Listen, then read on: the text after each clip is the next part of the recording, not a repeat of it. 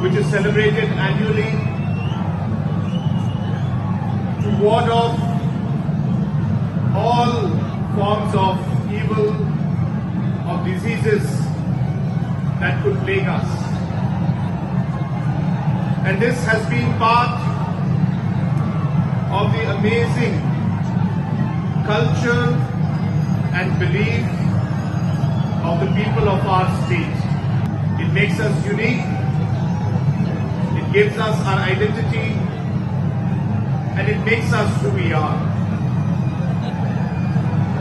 As a government, it has always been our endeavor to ensure that we keep this identity and keep these festivals alive.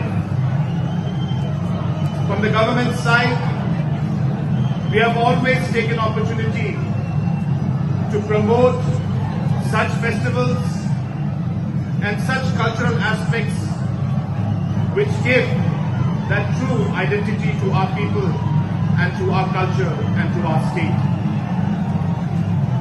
Very soon, the government of Meghalaya will be coming out with a special program to promote different aspects of culture, especially supporting the different aspects of religious culture and the religious history of our state.